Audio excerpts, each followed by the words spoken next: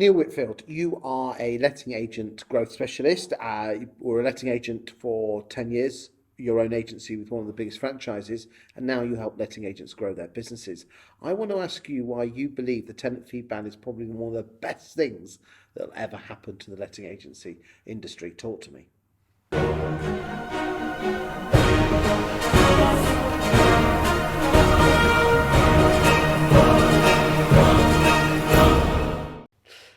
I genuinely do believe that, Chris, and I know that's quite a controversial view, but I think looking at the industry now compared to when I had the letting agency, because I sold sort of the fee ban was mooted, but a date hadn't been agreed. But I think that caused a major barrier between the agent and the tenants, and really negatively affected the ability of the agent to build a relationship with that tenant. I strongly believe that for a letting agent, the tenant should be, one of their greatest assets. If you manage a property well, you'll have that property for 5 years, 10 years before the landlord sells it, moves on, what have you. But if you think about it, you could potentially have a relationship with a tenant from 25 to 70, potentially. And I think the tenant fee ban removes that barrier between the agent and the tenant.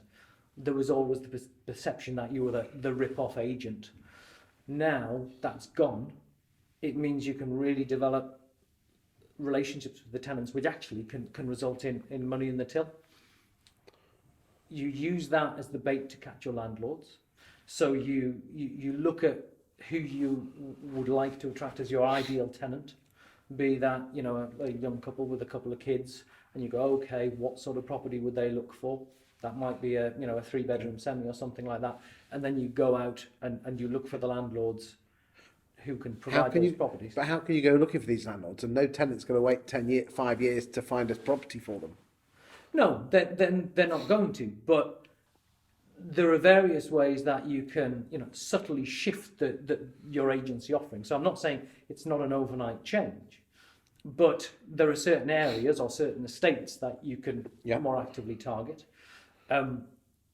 What you should be doing is looking long term and having this philosophy throughout the whole of the agency. And when you say long term, are we talking about going on to Zoopla whenever a property comes on the market, getting the land registry certificate, contacting the landlord? You could do. I mean, I personally, I tried that, and I never found that to be cost effective. Well, there's not many addresses with the landlord's real address, is there? No.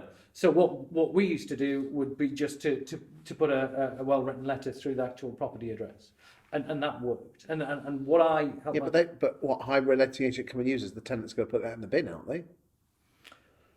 Or what message were you putting through the door? Well, I was only targeting properties that had been advertised for 5 weeks. Which means they're going to be empty. Yes, and you'd think the landlord, if they are local or they are going to come round to check the property, it's probably going to be the first weekend after it's vacated. I agree. So that's why I would put 5 or 6 weeks. Did they work? Absolutely.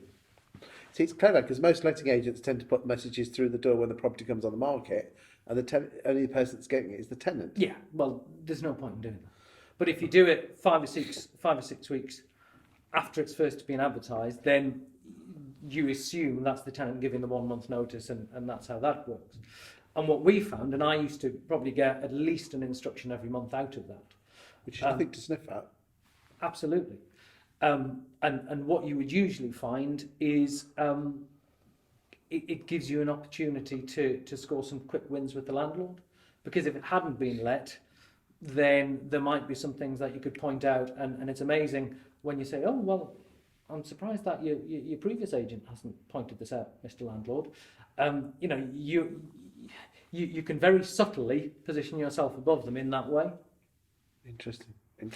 But what I talk about a lot is what you need to do is you need to look both short term and long term. So those sort of touting letters are an example of short term. And that brings the quick wins in to then give you the foundation to do stuff for because you have a responsibility to bring food in the short term, but The problem with that is as soon as you switch it off, it's like a tap, it switches Yeah, off, doesn't it? absolutely. But the long term stuff, it will come to you, but months, quarters, seasons, years in advance. Yeah, and I think going back to the original question of the tenant fee ban, what I would advise agents to do is give themselves permission to communicate with the tenant long term, ex-tenants. I know there's GDPR to be borne in mind, but if the tenancy ends reasonably well and you don't have a big ding dong over the deposit, then you should be communicating with those ex-tenants using MailChimp or whatever, you know, other email providers are available. You should be still communicating to those tenants even when they've moved out of your property. Because one thing that struck me was we were paying Rightmove thousands of pounds every month to occasionally give us details of tenants who we previously let 2-3 years before. Whereas if you can continue and maintain that relationship, then that will pay dividends. But what you can't do is leave things on, you know, with bad feeling, because obviously then the tenants are never gonna come back to you. Thank you very much.